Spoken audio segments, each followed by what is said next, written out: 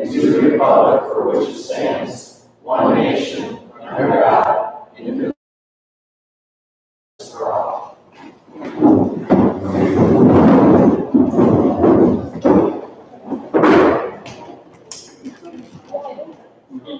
Thank you, everyone, for attending. Item 3 on the agenda is the consent agenda, which this month consists of July 18th regular city council meeting minutes.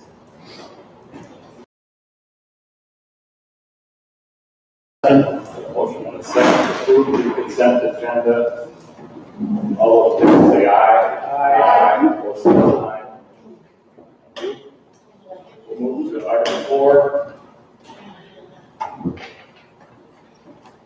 Under administration and legal, item A is a public hearing for the Ron Carlson annexation. We are annexing a piece of property for the purpose of allowing Mr. Carlson to hook up the city utilities. It's on the southwest corner of the town, and I at this point will take a motion to open the public hearing. I'll make a motion. Second, motion and a second to open the public hearing, consider it open. Anyone here to talk about the annexation of Ron Carlson piece of land in southwest China? It actually abuts the Pittsburgh townhomes. He had a well and septic issue that was going to be very expensive fix, so he opted to come into the city and hook up the city. Anybody here to talk about Ron Carlson's annexation? Any comments? So, Yes, sir. where are they hooking up at? Coming out of Pittsburgh Condition? Yeah, right down near the town of Blue Directional Board, down underneath the retaining wall. And we put a screen on it. Our engineer. Any further questions? Public hearing. Move to close the public hearing. Second. And we'll move to item B, which is a request for the approval of ordinance. I'll move to approve ordinance. Also, Got a motion and a second to approve ordinance 141 for the annex. There being none, all those in favor say aye. Aye. Opposed, same sign. Item C is a request for the approval from Angela Gregg to serve alcohol on city property on July 27th at Collin Park for a baby shower. And they have submitted the appropriate documentation. I'll make a motion to approve the request by Angela Gregg to serve alcohol on city property on 27th. I'll second. Motion and second discussion. We've done several of these throughout the year. There being none, all those in favor say aye. Aye. Opposed, same sign. Item B, discussion of state surcharge rates being raised from $6.36 to $9.73 effective January 1st of next year. Yes, Mr. Grant, Council, we were notified by Minnesota Department of Health that those service connection state surcharge fees that are on every utility bill are increasing from 54 cents to 81 cents as of January 1st of 2020. That's essentially going to add an extra 27 cents to everybody's utility bill because those state surcharges get passed on to the consumer. Not effective until January 1st of 2020. I mean, it shows $3.36. it's divided by month. So that $6.36 was a 54-cent charge on every bill. And So now, that's 12. yes, and then now it jumped to 20. Questions, comments on the surcharge rate? Don't think we did much about it. We would take it's an action. Make a motion to approve the state surcharge rate being raised from 636 to 972. Motion to approve the raise, is there a second? I'll second. Further discussion? There being none, all those in favor say aye. Aye. Opposed, same sign. Thank you. Item E, we've got a request for the approval from the fire Pine Island Fire Department to purchase some honor guard uniforms up to $5,000. Oh, we have some. Want me to come up and talk? Yeah. Brandon Saban, our fire chief.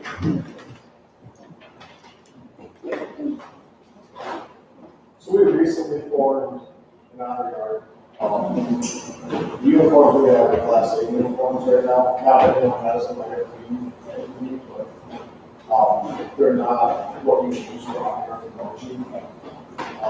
So we have the guys go to a bunch of parades. They will be to the state fair. Basically, that's reminding everyone of all firefighters and all that. So we're going to have this stuff like that. How many you get? Maybe 7, 6 this year. So that's 5,000. It will not exceed 5,000. We got a full back. That came around the shit and stuff like that. And we're going to pull that out. So we're same uniform lighthouse is company. The same uniforms that we do. Most of this coloring. Well, the right check, but we're Yeah, essentially, that money helps with the fire department can request or recommend expenditure from that account with approval from the city. What kind of balance is in that account? Right off the top of my head, I'm not. I know, I'm sorry. There's money to cover. That 30,000 plus. That's probably about $5,000. We did it. And part of this too, this project is fire department's probably the smallest department in the entire state to have an honor guard. And it's utilized for line of duty deaths and is designated for team members as well. So uniforms are more in line with the Minnesota Firefighters Memorial Code. So this is something that would be comparable to. I'll second it. And second, to approve the purchase up to $5,000. Any further discussion or questions for Brandon? There's being none. All those in favor say aye. Aye. Full same sign. Thank you. Can you stay up there? Yeah, Yeah. Item F is the discussion of the Pine Island Fire Department to continue the discussion of the Pine Island Fire Department to replace truck 589. I know we had a gentleman here last month to explain the truck and the circumstance and the timing and the apparatus itself. And I think we left this meeting last month wondering how it might impact the city's total indebtedness as we go forward with street projects. Does this impact our? Well, Mayor and Council, I reached out to Mike Dubani, to talk about a few options on how we pay for $600,000+ piece of equipment. There's basically 3 options the city can entertain. The first of which is considered a financing lease. Manufacturers often offer these for big ticket vehicles. Usually inherent with these types of leases are fees and whatnot that get rolled into the amount, and there's a penalty for early payoff. Mike also presented a couple of other organizations that do these leases for big ticket vehicle purchases that we get contacted. This particular manufacturer does not offer that. The second option would be a general obligation bond. But a general obligation bond obviously is going to have fees rolled into that cost as well. Typically, I think the interest rate at this time is a little less than 4%, but that would be repaid through $80,000 a year debt service, our debt service accounts. And the last option would be an inter-fund loan from more than likely the water sewer account. We can set our own terms on that. We can set the terms from anywhere from 10 years to 20 years. We can also set our own interest rate on that. Fees inherently the least cumbersome. We would just need to take a look at our water sewer account and make sure that we have enough funds in there to cover that purchase. So those were the options that for us. He also indicated that as part of our capital plan in 2017 that he presented to the council, we had a plan for about $176,000 coming out of our future plan for a big ticket purchase that we haven't made yet. So we could potentially buy down cost, that 600 plus cost, by a couple $100,000 to make it a little more palatable if we decide how we're going to do that.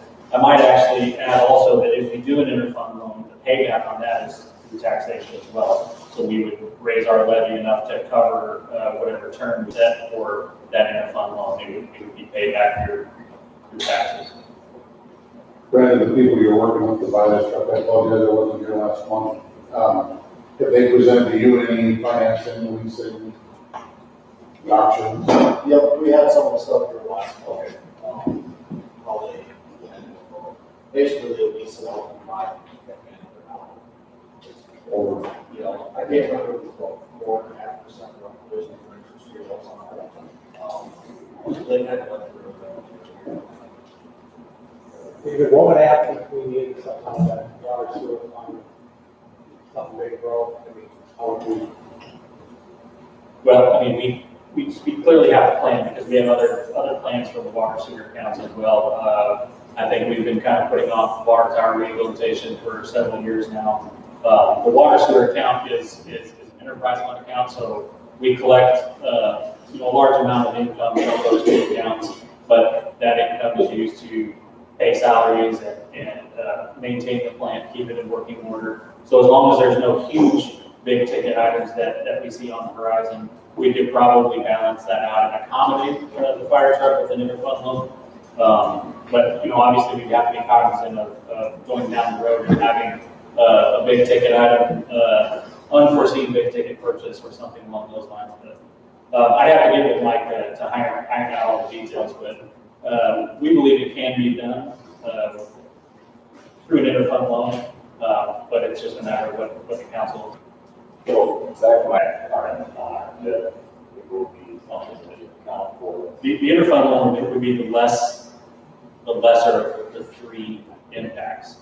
Bonding and an equipment lease purchase are going to have the highest impact on our debt service. So this is the council decision, but I don't like the timing. I gotta be honest, we've got infrastructure repairs, we've got things going on in our community right now. Will that truck last another year? It's put another year out of that truck. I know the price will probably go up, but we've got things we've got to take care of right now. are we gonna be in any better shape in a year? No, I mean, I'm just asking, It depends on what we decide to do. Yeah. $600,000, we're not trying to. That's an absolute need, right? That's true. That's the number one truck that goes on. It's not a want. 589 is first truck out? Except for a middle fire. That's our city truck, which is Again, I don't wanna make you repeat things I missed last month, but I mean, it's in disrepair. No, it's right now, it's at the point that it's a good functioning truck, we're trying to get ahead of the world's whole truck, and it's, we're not stop, the truck's going out of service, so we're trying to get ahead of this before that truck gets to that. Looking at the interfund loan from the water sewer account, this one should be directed toward the long-term at the life of the water treatment plant at this point. Is that in dire constraints right now, or? It's up in the air, I mean, I can't predict the future. Tomorrow's up to blow up, I don't know. The idea of what you And I didn't know if this kind of expenditure would impact your ability to operate water and sewer account. But I mean, I guess I gotta look at the numbers. I guess I didn't know it was gonna come out of water sewer. Mr. Mayor, Council, if I may, my recommendation at this point, I think, is to put this off one more meeting. I know fire department probably, is anxious to get this started, but I would prefer to do that and have Mike do an analysis of each of those options to find out nuts and bolts, how it's going to impact us, where the money's going to come from, and I just think he and I need to visit a little more and add some context and detail to these options so that the council can make the best decision. We got that, not yet, so how it will impact future projects. By doing it, are we jeopardizing being able to do Second, Third Street, and Second Avenue along? We've got some streets that are bad. So David, may I ask you to explain, so of the three options that you had said, the third being the interfund loan, the second being the general obligation bond, can you explain that first one again, the finance lease? Well, the finance lease is offered usually by the vehicle manufacturer. There's some other places that also offer the finance lease. And essentially what it is it's a long-term lease with the option to buy at the end. Oh, that's specific piece of equipment. On that specific lease. Okay. And usually the paybacks on those are very similar to a general obligation bond. As a matter of fact, the interest rates are very similar, they're around 4%. The difference between general obligation bond and finance lease is the amount of add-on fees that are put in. Finance lease is going to have some add-ons for the contract. General obligation bond is going to have an origination fee, and fees related to setting up the bond. Oh, right. And other a bond agent fee and whatnot. So that's really where the difference between the finance option and the long-term lease option comes from. Right, so options 1 and 2 are similar in nature to Yes. option 3. Yes, the big difference between the lease and the GO bond is the GO bond is supported, well, they're both supported by tax levies. I mean, obviously we'd be paying back the lease through tax levies as well. But a general obligation bond obligates taxes specifically for that purpose. We could use any other funds. So with the fees inherent in those two systems, using an interfund loan, the city gets to set the term. So we can pay it off in 10, 15, 20 years versus a GO bond that would presumably be for 25 years. We can pay it off faster if we wish. There's no penalties for prepayment. We can set our own interest rate. We could really get a handle on these extra fees that we would have to put forth in a long-term lease for the GO bond. Okay, thank you for that clarification. Mr. Mayor, I make a motion to table this until August, and let staff do that analysis. Dr. Public Works Director, Robinson, a little bit more. Okay, we've got a motion to table it. Is there a second? Okay, discussion. I think there's a valid point here where the chief has pointed it out, and so the mayor, that we're stuck in a pickle here where there's a lot of projects in this town and infrastructure that has been delayed, and now we're trying to play catch up.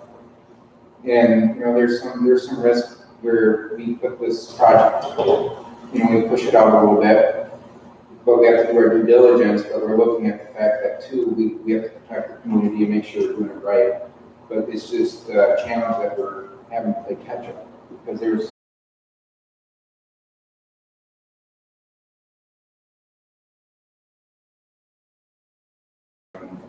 we have 2 of our lead trucks out of commission at one time. There's no. We have a 250 account that we roll back about $100,000. I don't know if you remember, but when Mike presented his capital plan in that special council meeting, we did plan for about $175,000 equipment purchase. Now, we didn't label it, we didn't say what the piece of equipment was, but we knew we were going to have to replace a piece of equipment within the next 2 to 3 years. So that is still on the table. And then with the $100,000 that we roll back every year in the 250 account, there's a real potential that we could buy this down by half. And that would certainly lessen the impact. If we do the lease purchase option, buying it down on the front end may save us a lot of money on the back end. So, but those are things I think, between Mike and I and the chief and Todd, we can kind of work through and present a better. Maybe there's some forecasting we could do, or looking ahead, and maybe we need to ask for more. Well, we did. That's what the capital plan that Mike put together for us and delivered to the council.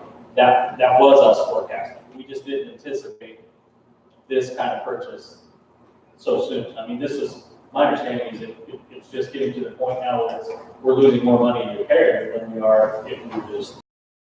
So along with you speaking with a financial expert, I guess I would challenge you, Brandon, to come back with a list of your equipment and the expected life. It a situation where you can analyze your equipment, what's the expected life, and maybe approximate value, so we can see these things down a little bit. But you bring that back and figure out in Vermont how we can do this.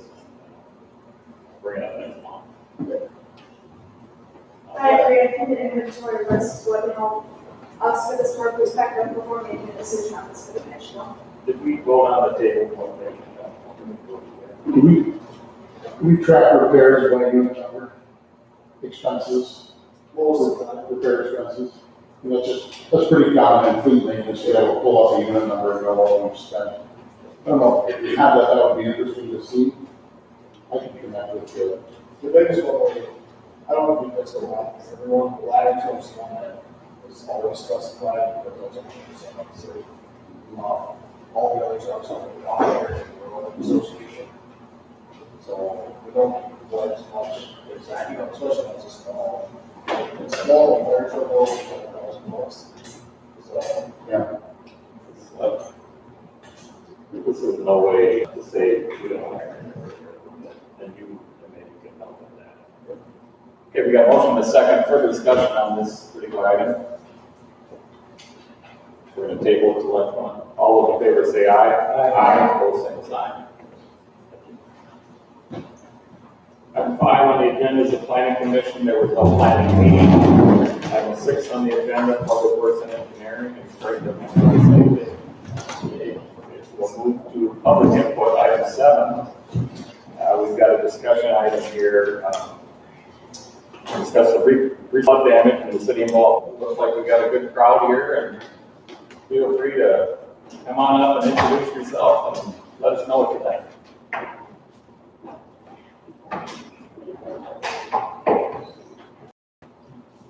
Yes, I'm the spokesperson. Is this on? I couldn't hear very well when you were on. Courtney, can you pick that up? Are you picking this up? I'm here on licenseship and I'm representing 3rd Avenue Southeast and 4th Street Southeast. And I see some really lame people here. In 2010, as well as most of the town involved in horrendous flood that we never thought we'd see again. And even though this 3 weeks ago was not nearly as bad, it still did an impact on especially the 5 people of us that in the area on 3rd Avenue and 4th Street have walkout basements. And it didn't take long for the water to spill over that night and to come right into our backyard. So we talked many times, we never thought this would happen again.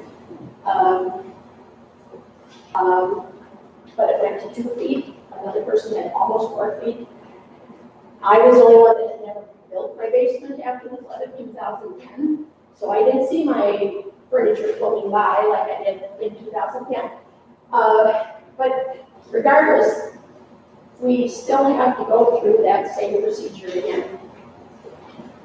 During the flood, I was still teaching, so a lot of things were taken care of, and because I was at school. But now we all had to learn. We talked a lot in our driveways. And about, well, who did you call? Who did you call? And yes, Inspector Cass and Byron, so many of and so Service Pro was busy and Service Master was busy and I'm on the phone. Everybody was walking around their backyards on their phone. And so basically, we all have flood insurance, but it's going to happen again if we just have a rainstorm like we did. So the reason I kind of put this on the agenda is because we that were affected, and I know Lily Lane was also evacuated, things like that. We need questions, answers, clarifications, details, but we don't know what we can do to prevent this again as citizens. So I'd like to sit down and I'd like to open it up for questions from the people that are represented, because we all are affected differently and the same. at the same time. So I would very much like you I basically just to listen to us and our concerns. Does DNR have to be brought into this? I think pretty much that baseball field fills up and that football practice field floods. I could see it rippling in the, and I knew sooner or later, some sort of geology major or somebody who knows soils can, because we never like to have this happen again. So, thank you, and. We'll open it up to anyone who would like to comment. And if you want to just state it or shout it out, it'd be okay, we like who we are. Hi, my name is Liz Toomey. I live on Lily Lane, and we got nailed pretty good. Several of my other neighbors are here too. From what I understand, well, first of all, can I please say, whoever sent the guys to sandbag our houses, thank you very, very much. I would have had water in my house had we not been sandbagged. As it is, I did not. It did come up over my porch. And I watched it. I stayed there the whole time and watched it. Rise and rise and rise and rise and rise. And there were gentlemen coming around asking if I was okay, make sure that I didn't have water in the house, which I didn't. So I was very happy about that. But my backyard was completely flooded. Like I said, my porch was completely underwater. I don't know anyone else on my side of Lily Lane that had water as far outside. I know next door to me, on both sides, it was all the way up, but not to cover the porches. There was a little river literally running between my house and the one next to mine. I live at 111, my neighbor at 113, we literally had a little river running between us right into the road. And there was lots of water on the other one. The intersection was flooded, we couldn't get out. They did come around and say, if you want to get out, go now, because otherwise you won't get out. But there was no way I was going to go somewhere else and worry about what was going on. And as it was, it turned out fine because of the sandbag. So, yeah, okay. But something has got to be done about the water coming up that high. Because Lily Lane, we're on the riverside, so we get nailed every time. We don't have basements. That's our only saving grace. So, and if you go through my idea, what we talked about, putting a bird, with their land behind us, the city's land behind us.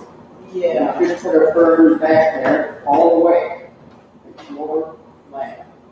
It is our land. Yeah. I can tell you. And people let them build there. And said it wasn't a floodplain, then they said it was a floodplain, and it's flooded.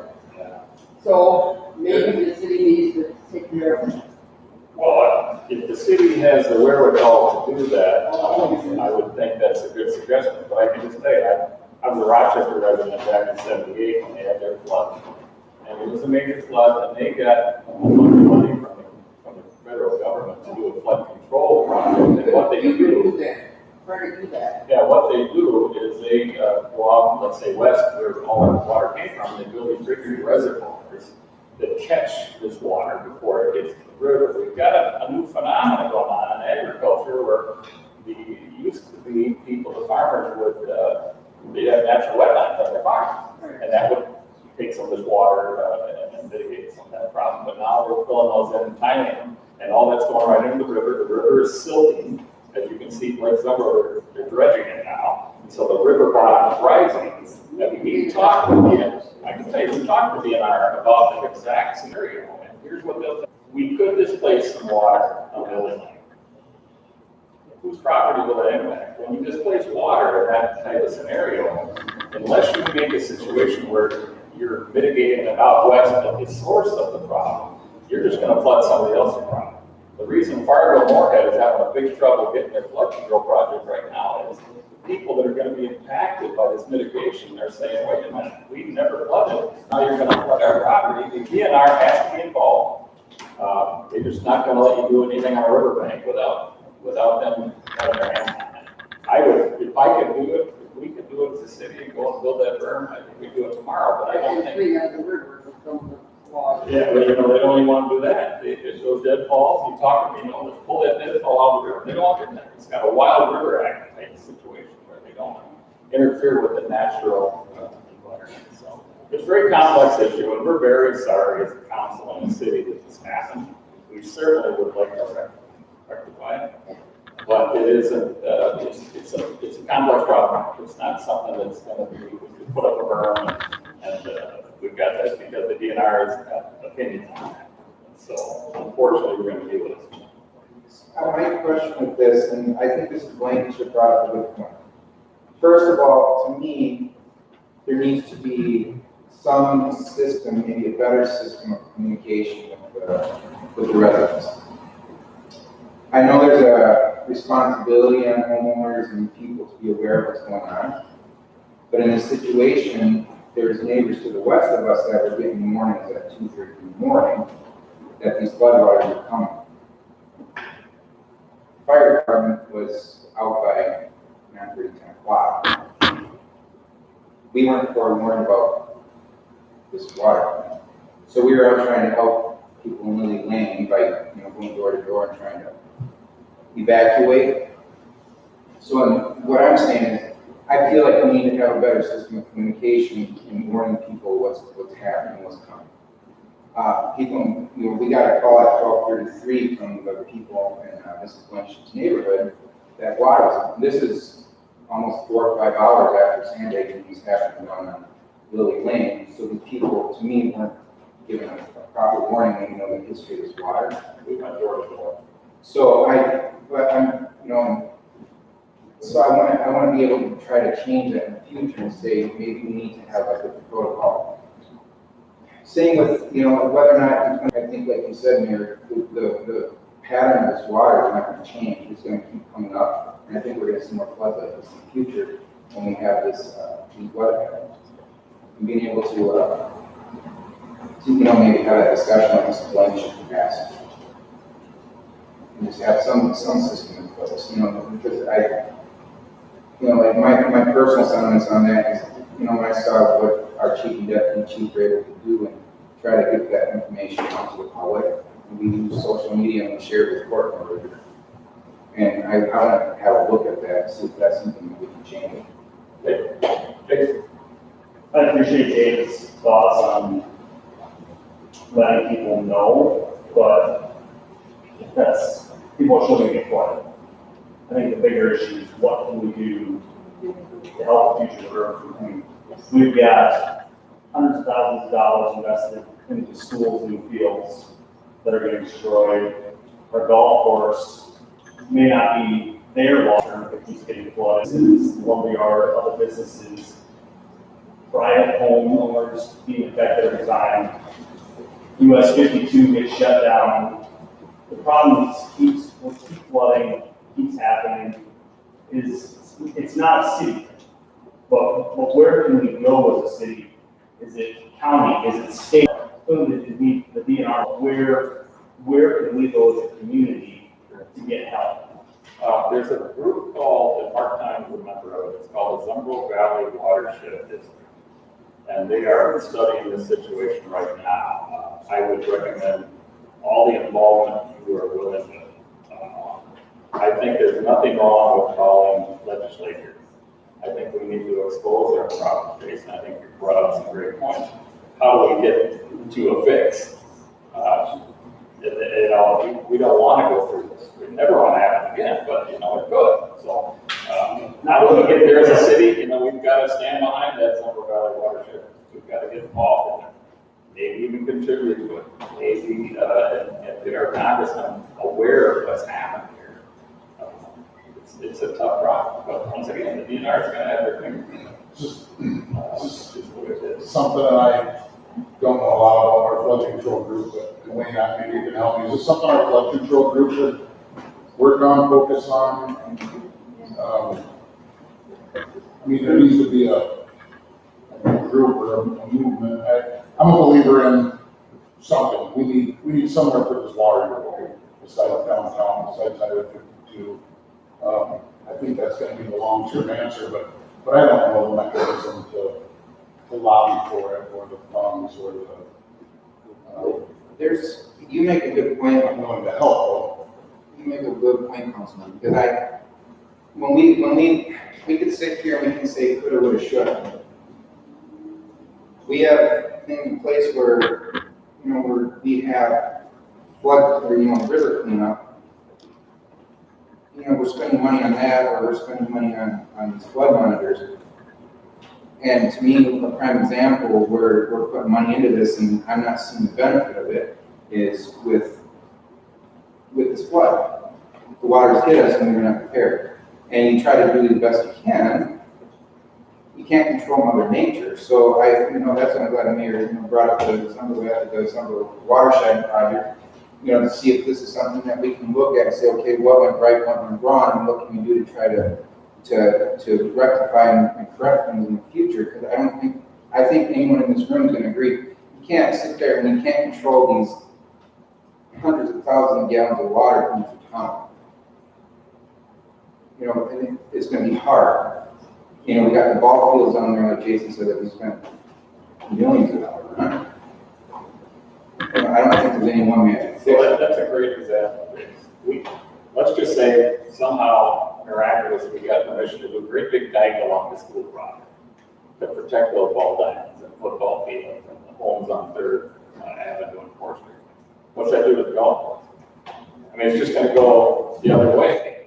So the volume of water, here's what they did in Rapids. They did a great big retention area, like 50-acre pond, and they straightened that riverbed to allow more free-flowing river.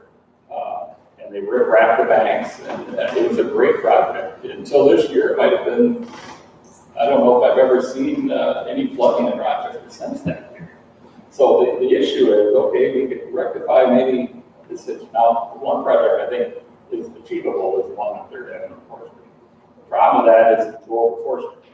We could do that levy, but it could go right over the street, and then we're right back in the same problem. So I'm all in on helping out. I just think it's going to take a bigger power than us. Just a point of clarification. Is it someone with the city who's representing the city liaising with the Summer Watershed District? Or with the DNR? Or is there a DNR rep speaking of the city? We don't have a lot of communication with DNR. Their timeliness is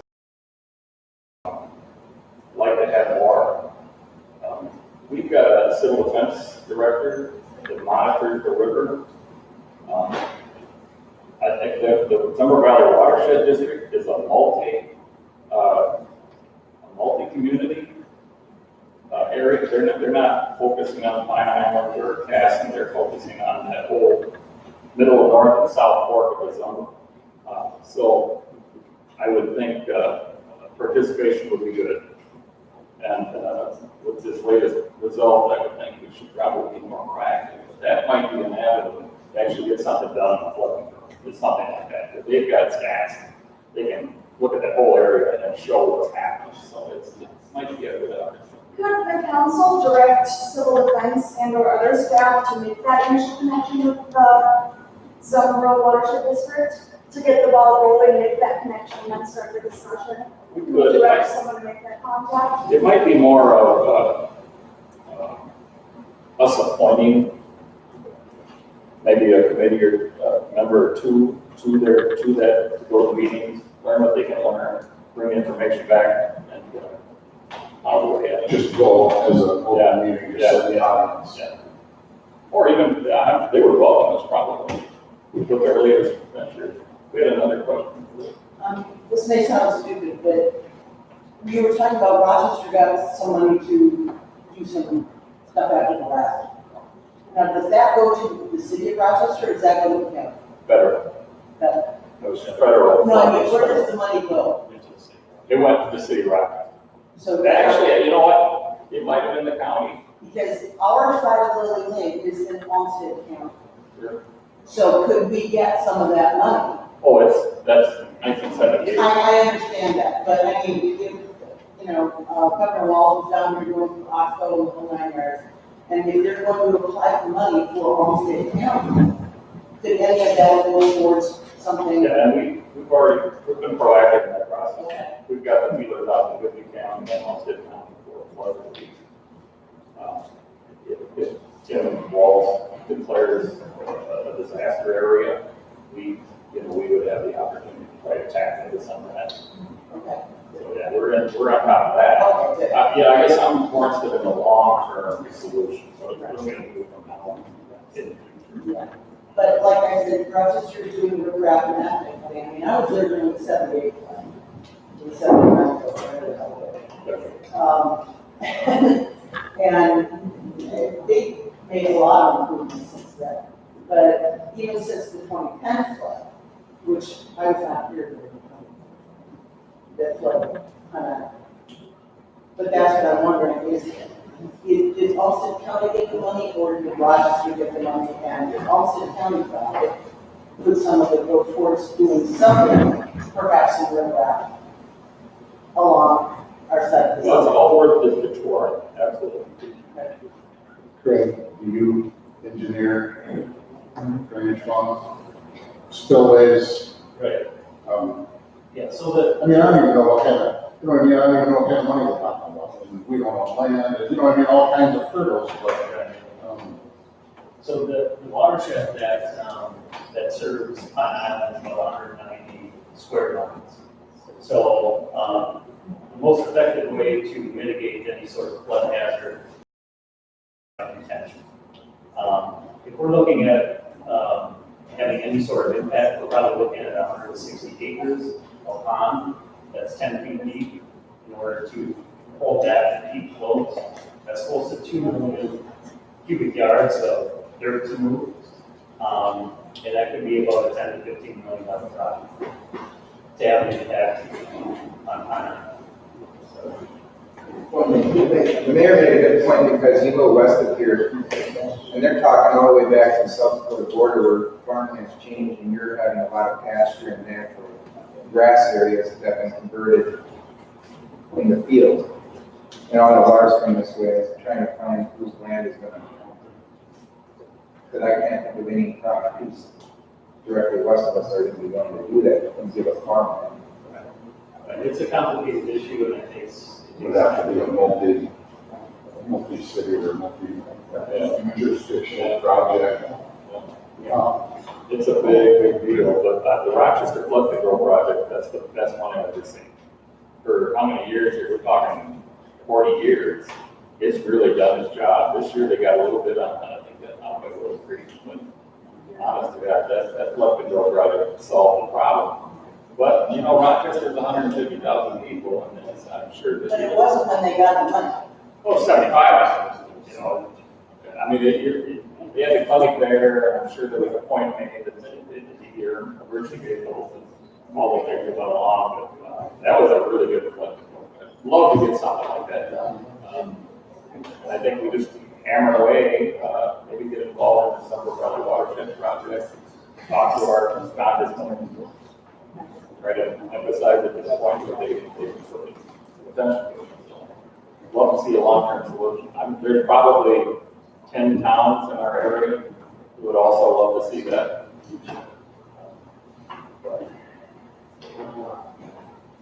Other question, comment? Yes, go ahead. On that, water, Oh, okay, let's finish up the water, flood deal. Anybody else want to talk about the flood? I mean, okay. Jay, I got to David's comment about communication with the city of Pine Island and residents and stuff like that. That day when we were doing the social media updates and everything, we reached 32,400 people. We had 18,300 engagements, 647 reactions, 383 comments, and that post was shared 290 times. Was that on the city Facebook page or was that on the city website? That was on the city Facebook. 32,000 people. Very comparable. Okay. I know we had our street department manager out knocking on doors. And he did a yeoman's work. Made a flash flood. And it came out so fast. It's normal. It was just crazy. We got 8 inches of rain out. I respect some of the comment there, the communication thing. Our guys were out before you guys were out.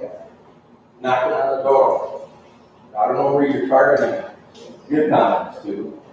I'm just saying as a whole, having that fourth warning. I'm not blaming anyone on this. I think it's something we could look at, Todd, for future situations. Is there a way to maybe coordinate? I think I've heard these comments before this meeting. Oh, you've got people that are frustrated, people that are hurt, you've got people that are championed, and they're gonna be emotional about it, so. That's just the way it is.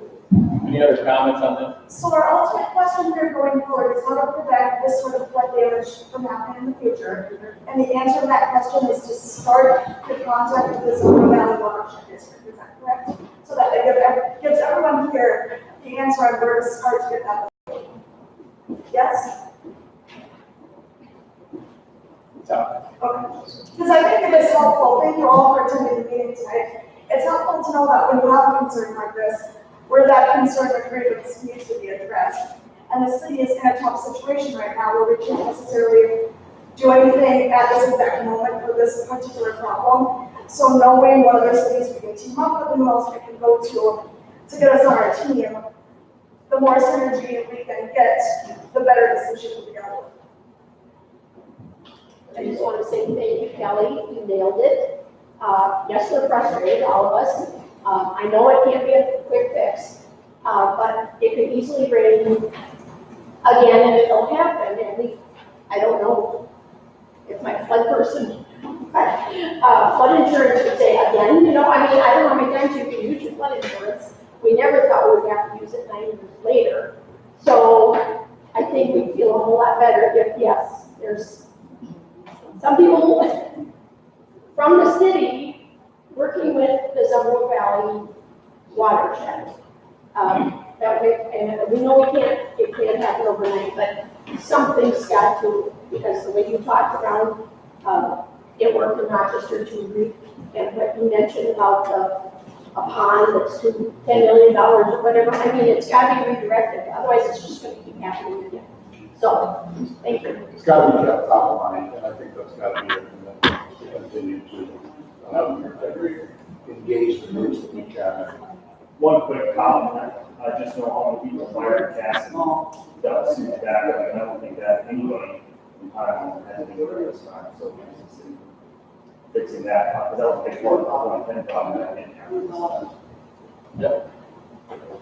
Thank you. Any other comments on the flood? Mr. Mayor, I think we should probably point out too that our civil defense director tries to plan for these things in advance.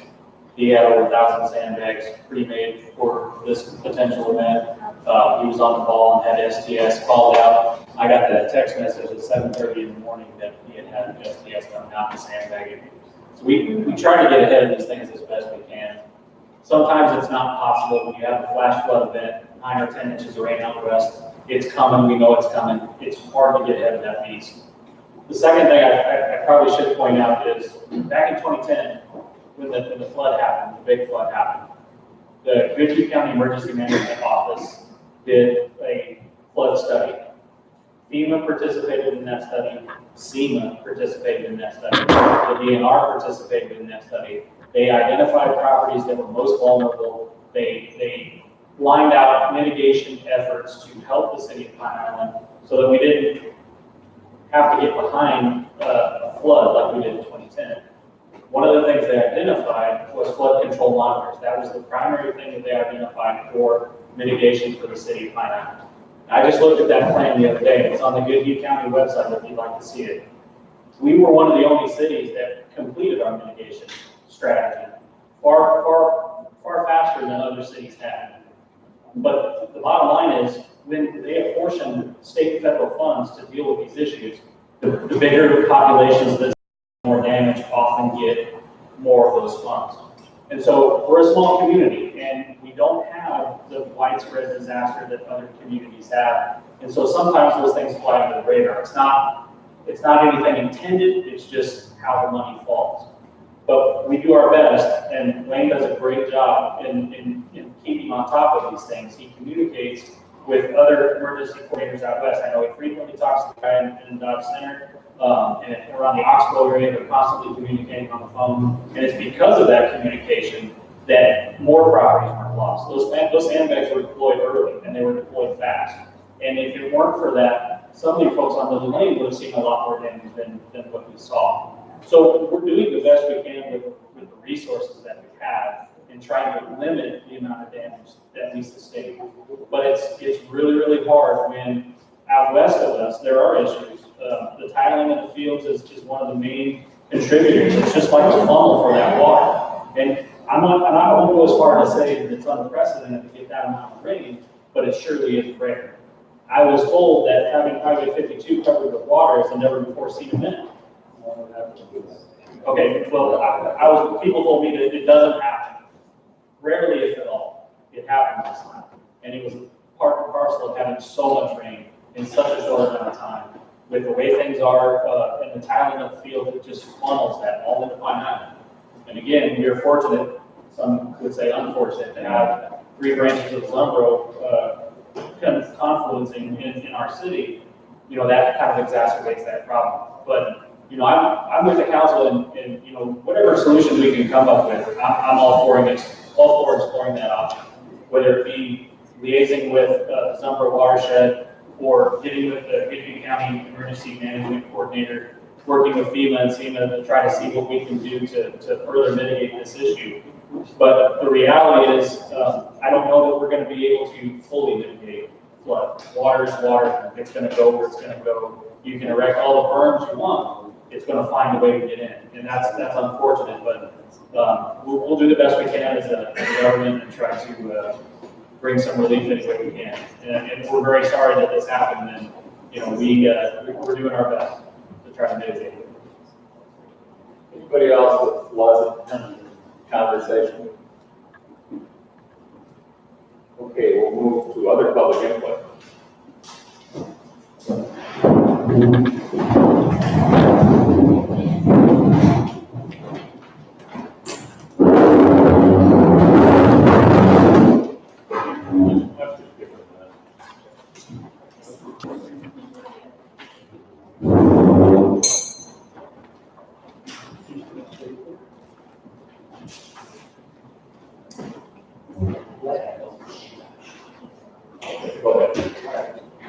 Yeah, my name is Mike Muller. I'm a board member for our Wrestling Booster Club here in Pine Island.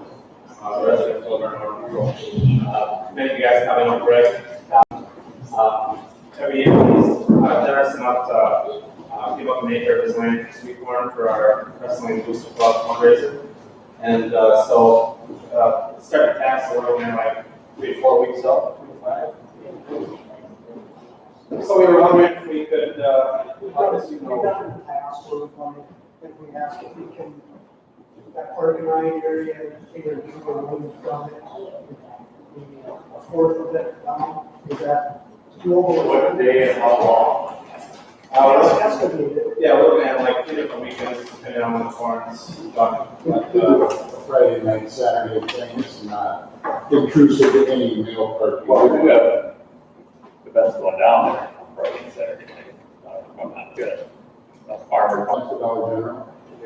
Oh, you're on the one out Okay, there. that's what we've asked for. That's been great. We've only asked for, we've only used maybe 4 parking spots way on the far. Yeah. East end. So we try to do it just on Friday, Saturday, and Sunday. We usually run out of corn and go, we have to run out by Saturday. I don't do that. And then I know one year with the rain, every day was 1.0 about me. The one year, somebody in the council offered, well, maybe we could get some rain, you know, would it be doable for our factory or not? I don't know. So this year on Fridays, the chamber is sponsored the farmers market under the pavilion. And the local arts group did their summer concert series at 7 p.m. in the Underground Building. Or the Cheese Factory Building. So the Cheese Factory Building would only be open until 5:30 and 6 o'clock. Friday evenings. And then the park shelter area down by the playground, that would be busy the whole 3 to 7 time frame of the farmers market is going on. The entirety of that parking lot would still be open for, parking for vendors and attendees and whatnot. But, again, the farmers market is at the park from 3 to 7, that's new this year. And the summer concert series is in the Cheese Factory Building at 7 p.m. I think their last concert is August 28th. That's just Friday nights, right? That's just Friday night. Saturday. Little shelter. The welcome shelter? Is that what it is? 11, yeah. Yeah, would that be, it was just, we're looking for a place to No, but they've done this the last 2 or 3 years, and Wayne has worked well with them to manage it.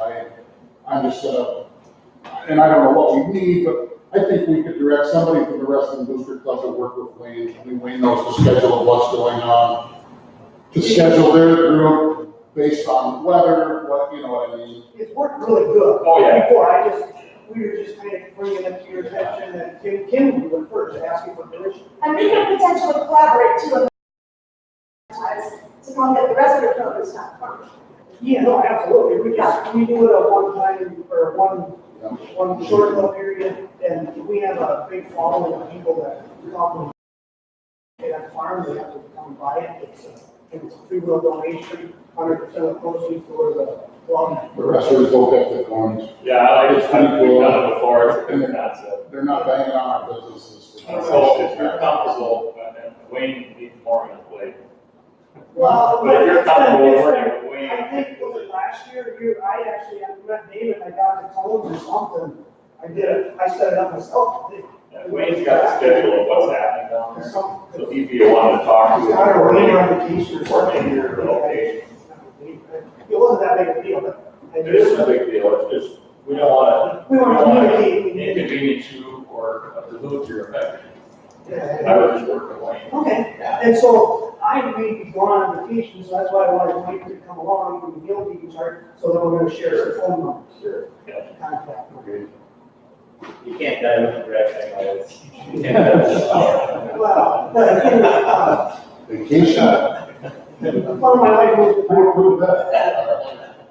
So with that, is that doable, that, is something doable?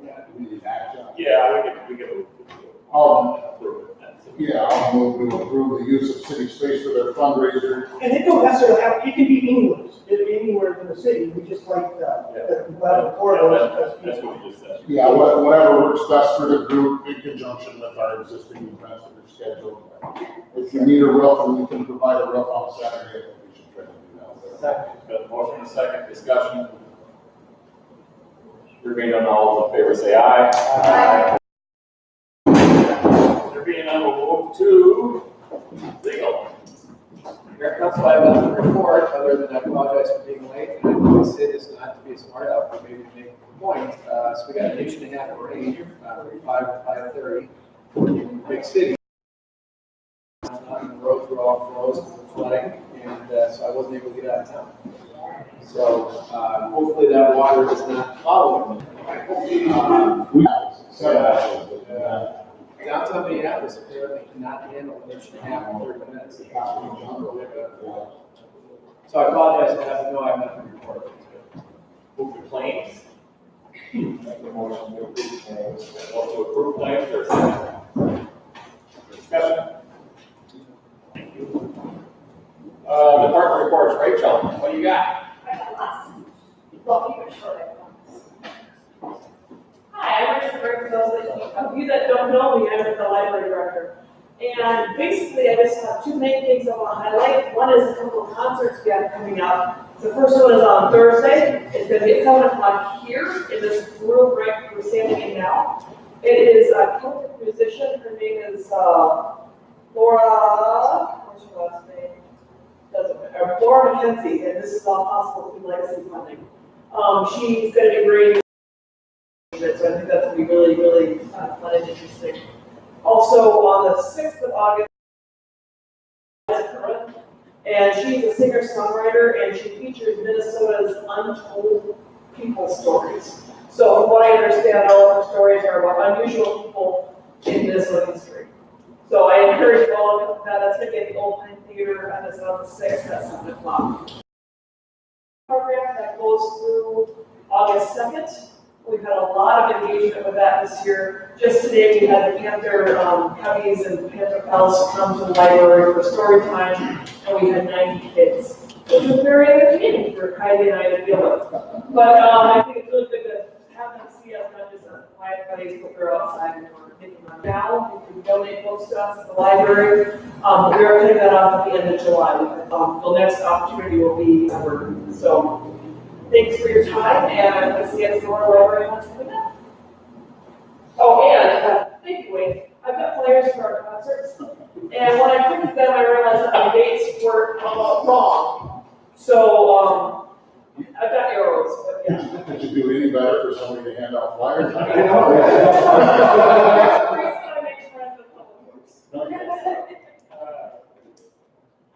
Public Works, Matt Gibson. JDA. Yes. Once in a row. Just to hear your correction, last month I told you we were free movie event the 10th. I meant to say the 3rd, so August 3rd we were free movie at Old Pine Theater. There's also going to be some inflatables on the Main Street Park there. We're inviting businesses to piggyback this idea if they want to provide events too. But we're just trying to get an event where we get people on the Main Street and to enjoy the day too. So it's overall it's a free movie. There's 3 showings of Back to the Future, the movie that's being played. We're asking you to register an event right ahead of time. That way we can have an idea of who's showing up and on what day. DeLoreans. We're going to get a DeLorean too. So we're hoping to get a lot of people on Main Street that day. That's all I have for you. Fire Department, Brandon. A couple guys here. Yep. Sheriff's office, I think we're good. If there anybody else, I think most of the adjourned. I'll move to adjourn.